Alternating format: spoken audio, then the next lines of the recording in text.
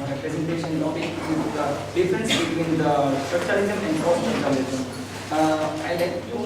I'd like to say something about for the structuralism and giving to one example.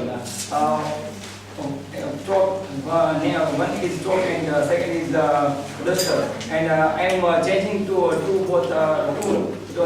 both have names, and chalk's name is duster and duster name is chalk, and other person is coming and say that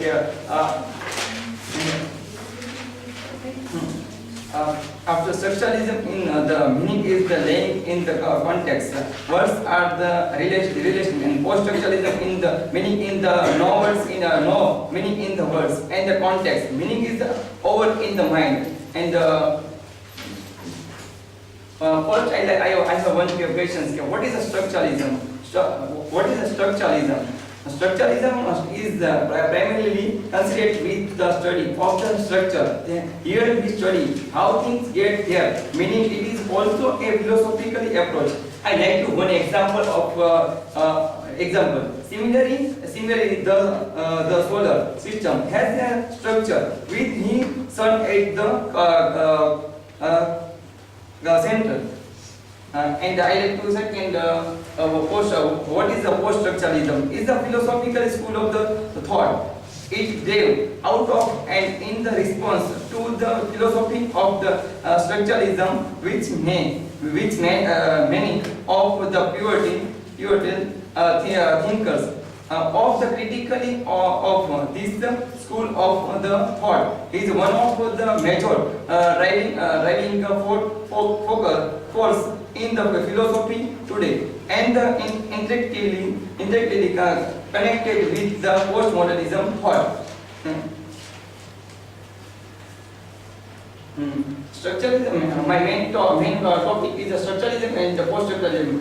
Difference between the structuralism and post-structuralism. Two types of the difference, the theoretical and a practical.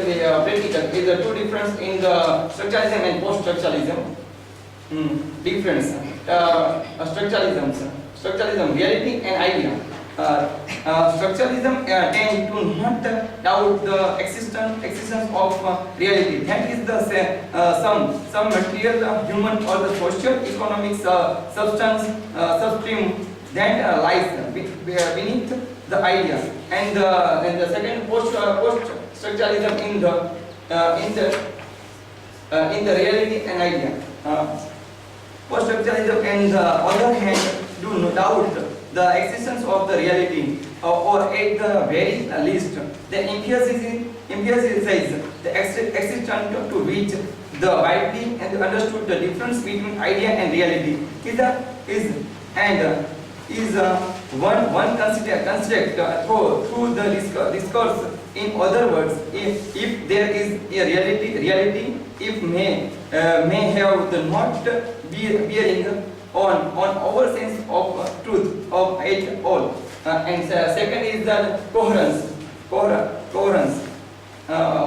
They tend to the emphasis the coherence of a system of that which allow for meaning to be considered.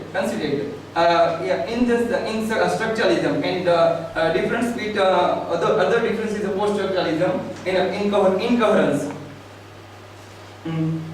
They tend to emphasize the incoherence of the systems of the discourse over at the very least the tensions and the ambiguity and created by the existence of the multiple systems. And structuralism in the focus on set limits. Similarly, structuralists tend to the focus on the how systems set limits to the what can be thought said. And post-structuralism on the other hand will generally tend to focus on polysemia purity of the meaning, and indeed the tendency feel meaning to the mushroom out of control. Mushroom means Gujarati means is the Kutrai Topi and Biladino Topo. And last, over various university truth and searching for the university truth. Focus on the monolithic structure and the focus more on the readers and speakers.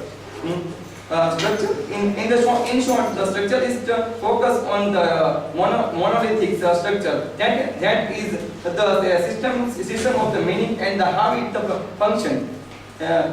Post-structuralism focus more on the readers and the speaker who is the operating within the structures. I like to showing the one video.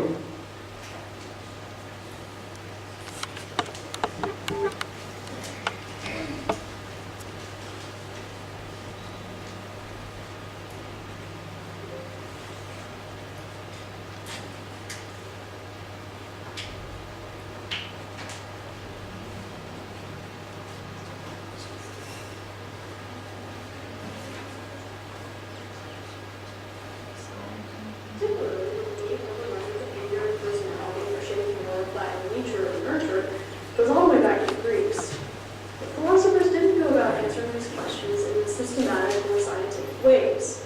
The theories couldn't be proved right or wrong because they were based on casual observation.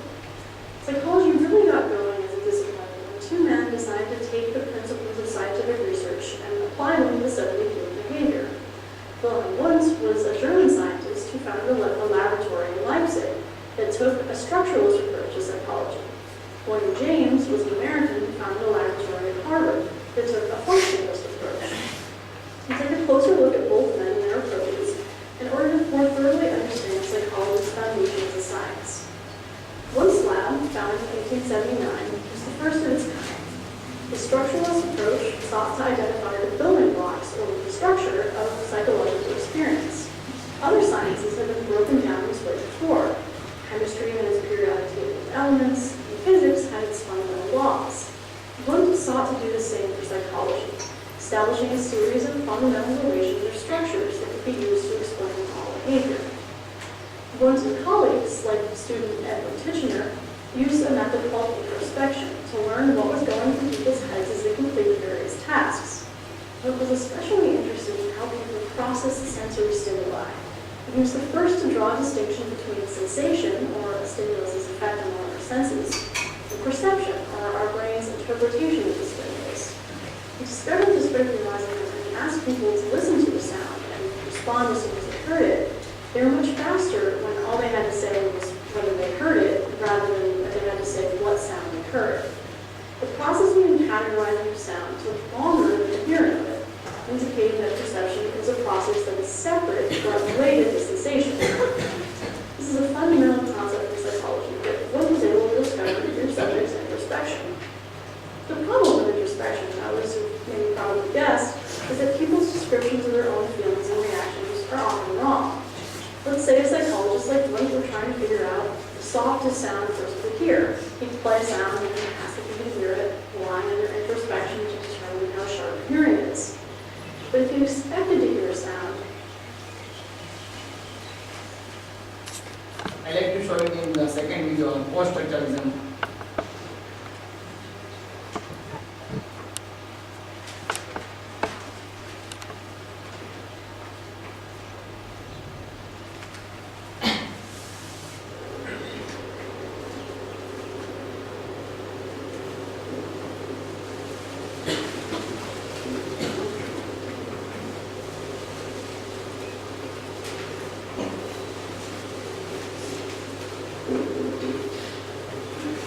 Too easy. I'm definitely gonna ace literary criticism. So yeah, humanism, structuralism, post-structuralism. Who was that guy who broke into the class? Why did the teacher and student look alike? Oh, that doesn't matter. Because today, we're going to talk about post-structuralism.